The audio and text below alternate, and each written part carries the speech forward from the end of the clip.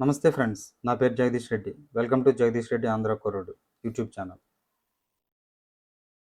విశాఖపట్నానికి ఈ ఉక్కు నగరం, స్టీల్ ఫ్యాక్టరీ అనేది గుండెకాయ లాంటిది.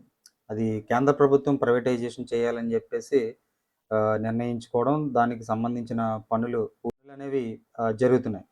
అయితే దీనికి సంబంధించి హైకోర్టులో నిన్న ఏ నిబంధనల ప్రకారం ప్రైవేటీకరిస్తున్నారు అని చెప్పేసి హైకోర్టు కేంద్ర ప్రభుత్వాన్ని ప్రశ్నించడం జరిగింది. స్టీల్ ప్లాంట్ ఉద్యోగులు, భాగస్వాములను సంప్రదించారా? విశాఖ ఉక్కు ప్రైవేటీకరణపై కేంద్రానికి హైకోర్టు ప్రశ్నలు వేసింది. విచారణ ఈ నెల 24కు వాయిదా వేసింది. విశాఖ ఉక్కు నగరం ప్రైవేటీకరణ విషయంలో కేంద్ర ప్రభుత్వానికి హైకోర్టు సూటిగా పలు ప్రశ్నలు సంధించింది. ఏ చట్ట నిబంధన అనుసరించి ప్రైవేటీకరిస్తున్నారు?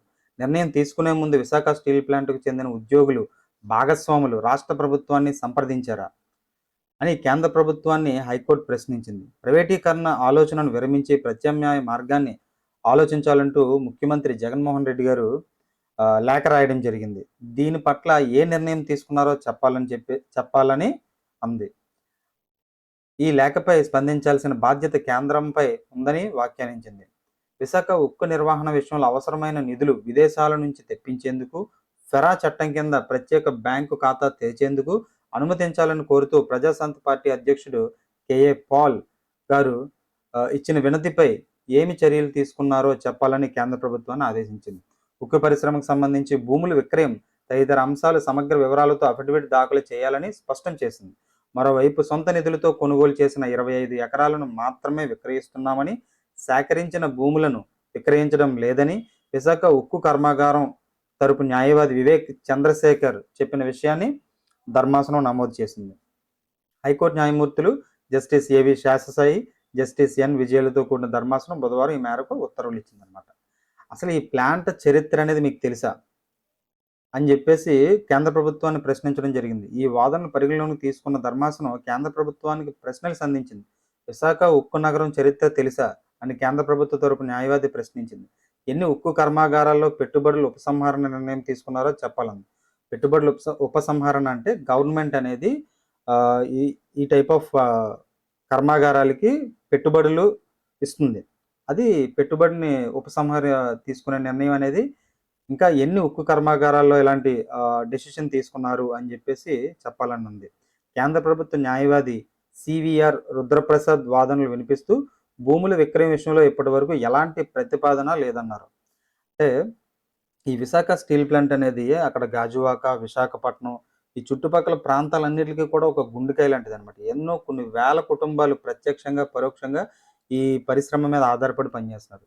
ఇది ఇప్పుడు ప్రైవేటైజేషన్ చేస్తే ఎలాంటి నిబంధనలు వస్తాయి? ఆ భాగస్వాములతో చర్చించాలి కదా. అక్కడున్న స్టీల్ ప్లాంట్ ఉద్యోగులు కానీ భాగస్వాములు సంప్రదించి ప్రైవేటైజేషన్ చేస్తే ఎలాంటి నిబంధనలు వస్తాయి? ఆంధ్రప్రదేశ్ విభజన చట్టాన్ని అలాగే కదా చేశారు.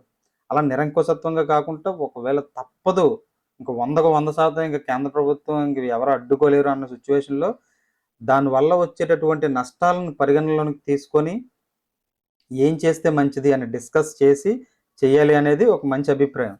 అదే ప్రశ్నలకు సంబంధించి కేంద్ర ప్రభుత్వాన్ని హైకోర్టు ప్రశ్నించడం జరిగిందనమాట. ఉక్కు కీలక భవనాలు ప్రైవేట్ చేతుల్లోకి, 30 ఏళ్ల లీజుకు ఉక్కు హౌస్, గంగవరం గెస్ట్ హౌస్. మన గంగవరం గెస్ట్ హౌస్ అండ్ 30 ఏళ్ళు లీజుకి ఉక్కు హౌస్ని ఇచ్చేయడం జరిగిందనమాట. ఆసక్తి వ్యక్తీకరణ కోరిన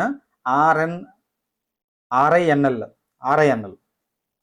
విశాఖ స్టీల్ ప్లాంట్కు చెందిన ఉక్కు హౌస్, గంగవరం గెస్ట్ హౌస్లను ప్రైవేట్ చేతుల్లో పెట్టేందుకు ఇంకా అవ్వలేదు, ప్రైవేట్ చేతుల్లో పెట్టేందుకు రంగం సిద్ధమైంది. ఇప్పటికే నగరంలో 1600 కోట్ల విలువైన సుమారు 25 ఎకరాలు ఉక్కు స్థలాన్ని అమ్మకానికి పెట్టారు. తాజాగా నిర్వహణ ఆదాయం నిమిత్తం ఉక్కు గెస్ట్ హౌస్లను 30 ఏళ్ల పాటు దీర్ఘకాలిక లీజు ప్రతిపాదన కట్టబెట్టేందుకే రాష్ట్రీయ ఇస్పాత్ నిగమ్ లిమిటెడ్ ఆర్ఐఎన్ఎల్ అడుగులు వేసింది. 116 అతిథి గృహాలు, విశాలమైన హాల్స్, రెస్టారెంట్ కలిగిన ఉక్కు హౌస్ను, 5 గదులు గంగవరం గెస్ట్ హౌస్ను ప్రైవేటు వ్యక్తులు లీజుకు తీసుకునేందుకు ఆసక్తి వ్యక్తీకరణ ప్రకటన జారీ చేసింది. ఈ నెల 15లోగా బిడ్లు దాఖలు చేయాలని లేఖలో పేర్కొంది. విదేశీ నిపుణులు ఉండేందుకు అనువుగా 3 స్టార్ సౌకర్యాలతో ఉక్కు హౌస్ను అందుబాటులోకి తెచ్చారు. దీని నిర్వహణ ఆర్ఐఎన్ఎల్ చూస్తుంది. గంగవరం గెస్ట్ హౌస్ మూతపడింది. దీన్ని తెరిపించి ప్రైవేటుకు ఇచ్చే ఆదాయం పొందాలని చూస్తున్నారనమాట. ఇది జరుగుతున్నటువంటి ఇష్యూ. పరిసర ప్రాంత ప్రజలందరూ కూడా ఒకటి ముఖ్యంగా గుర్తుపెట్టుకోవాలి. నాయకులు మీ రాబోయే ఎలక్షన్‌కి సంబంధించి మీ ఇంట్లోకొస్తున్నారు కదా! వాళ్ళని మీ ఇంటి దగ్గరకొచ్చినప్పుడు ఈ విశాఖ ప్రైవేటీకరణకు సంబంధించి మీ ప్రభుత్వ వైఖరేంటి? ప్రతిపక్షాలు గాని, అధికార పక్షాలు గాని, ఏ ప్రభుత్వం వస్తే విశాఖ స్టీల్ ప్లాంట్ ప్రైవేటీకరణ నిలుపుదల చేస్తుంది. ఇది గూడా ఆలోచించండి. ఇంతసేపు పథకాలు ఓకే. అన్నీ పక్కన పెట్టినట్లయితే, ఇది కూడా ఆలోచన చేసి నాయకులు మీ దగ్గరికొచ్చినప్పుడు, నెక్స్ట్ మళ్ళీ ఎలక్షన్ జరిగిపోతే మళ్ళీ వాళ్ళెప్పుడొస్తారో ఎవరికీ తెలీదు. కాబట్టి ఇప్పుడు మీ దగ్గరికొస్తున్నారు కాబట్టి, దీనికోసం నాయకులు నిలదీయండి. దీనికి మీరు చేస్తున్నటువంటి పోరాటం అనగానే ప్రయత్నాలేంటి? కనీసం ఇదైనా అడగండి. Thank you.